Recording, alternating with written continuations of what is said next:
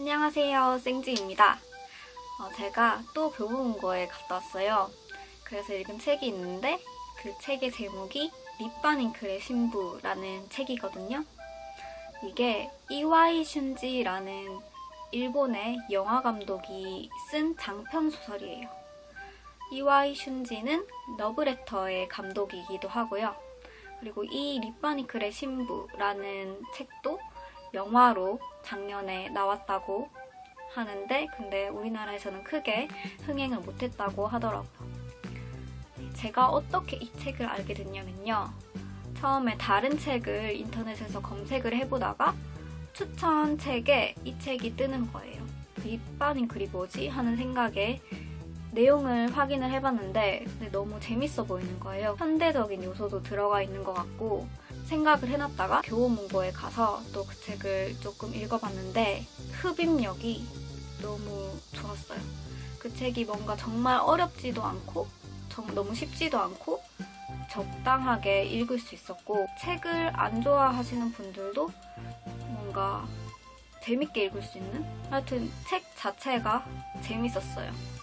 재밌게 읽었는데 이제부터 제가 소설의 3분의 1 정도의 줄거리를 설명을 할 겁니다. 처음에 시작은 그 나나미가 인터넷에서 남자를 만나게 되는 그 내용부터 시작을 하거든요. 근데 그 남자는 데스야라는 이름을 가지고 있고요. 둘이 교사라는 공통점이 있어서 연애로 발전이 됩니다. 근데 그때 나나미는 데스야를 그렇게 사랑하지 않아요. 데스야와 만났던 그 SNS 계정에서는 막 너무 행복하다, 우리 1일이다 라는 식의 정말 좋은 글들만 이렇게 적어 놓는데 근데 그 남자친구가 모르는 다른 계정이 속마음을 적는 계정이 있는데 그곳에서는 쇼핑에서 장바구니에 물건을 담듯이 그렇게 남자친구를 얻었다라는 식의 표현을 쓰면서 되게 자신의 속마음을 거기다가 적어 놓거든요. 연애 중간중간에도. 그렇게 연애를 하다가 나나미가 교사직에서 물러나게 돼요. 그 어떠한 사건이 있는데 그 사건 때문에 잘린 거죠. 교사직에서. 조금 힘든 상황을 겪어요. 그때 딱 마침 데스야가 나나미에게 청혼을 해요. 그래서 나나미는 이 사람을 별로 사랑하진 않지만 돈을 안 벌 수도 있을 거다라는 생각 때문에 청혼을 받아주게 됩니다. 교사직을 못한다는 그런 사실을 남자친구한테 알리지는 않고요. 그렇게 결혼을 하게 되는데 근데 나나미의 부모님은 이혼을 하셨어요. 서로의 각자의 삶을 살고 있는데 결혼을 하려면은 뭐 어떻게든 이렇게 해결을 해야 되잖아요. 그 상황을. 남자친구한테 부모님이 이혼했다는 상황을 말하지 않았어요. 부모님이랑 이렇게 말을 해서 이혼을 안 한 것처럼 그렇게 꾸미거든요. 그리고 두 분이 이혼을 하셨으니까 친척들과의 관계도 별로 좋지가 않아요. 결혼식에 부를 하객들도 많이 없는 거예요. 자신의 속마음 계정에 이렇게 막 적어요, 그 글을. 거기에서 이제 댓글을 자주 다는 어떠한 사람이 자신의 친구, 아무로라는 사람을 소개를 시켜주거든요. 근데 그 사람이 직업을 배우라고 소개를 해요. 그러면서 자신이 뭐 여러 가지 뭐 일을 하고 있다. 고객 대행이라는 거를 아무로에게 그 일을 맡기게 돼요. 그러니까 하객 대행이죠. 우리나라에서도 좀 있는 그런 하객 대행을 해서 사람들을 모으죠. 그렇게 결혼식이 마무리되고 결혼 생활을 2달 정도 해요. 근데 집에서 여자의 귀걸이가 발견이 되는 거예요.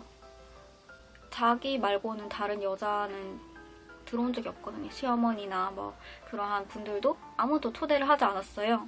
그런데 여자의 귀걸이가 발견이 돼서 그거를 이제 아무로에게 부탁을 합니다. 뒷조사를 해달라고.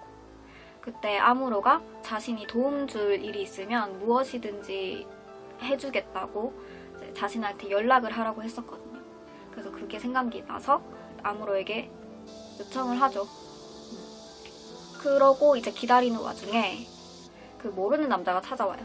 자신의 여자친구랑 나나미의 남편인 데스야랑 바람이 났다고 말을 해요. 여자친구가 데스야의 제자였다는 말까지. 그래서 나나미는 충격을 받게 돼요, 그때. 그러고 일단은 돌려보내고 그 남자를 나중에 호텔에서 다시 만나게 돼요. 남자가 자신은 여자친구랑 헤어졌다 라고 말을 하고 나나미에게 협박을 해요. 그 데스야가 다니고 있는 직장에 그 소문을 퍼뜨릴 거다.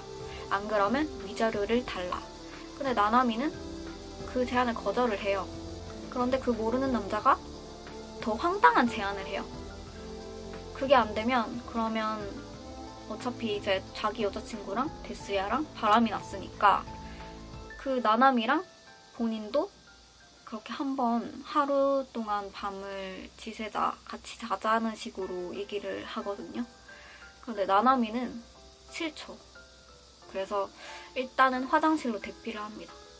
화장실에서 아무로에게 연락을 해요. 무슨 일이든 도움이 있으면은 불러달라고 했으니까.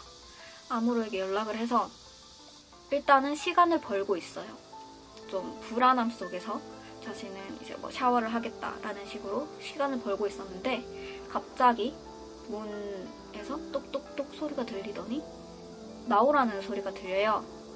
나갔는데 근데 딱 문 앞에 아무로만 있고 그 모르는 남자는 어디론가 사라져버린 거예요. 이게 어떻게 된 일일까요? 사실 제가 책을 다 읽지 못했어요. 사실 저도 여기까지만 읽었었고 그래서 여기까지 줄거리를 설명을 드리는 거고 생각을 해봤는데 아무로가 계획한 일인가? 확실하지는 않지만 갑자기 그 남자가 사라져버렸다라는 거가 뭔가 조금 의심이 가죠. 그래서 그걸로 또 아무로는 나나미에게 돈을 얻었고요. 뒷얘기는 제가 더 읽어봐야 알겠지만 일단 제가 설명해드리는 거는 여기까지고요. 나중에 영화로도 보면 재밌을 것 같다는 생각을 했어요. 영화로는 어떻게 이게 표현되어 있을까라는 생각이 들고 어쨌든 제가 오늘 한 얘기는 여기까지입니다. 감사합니다. 안녕.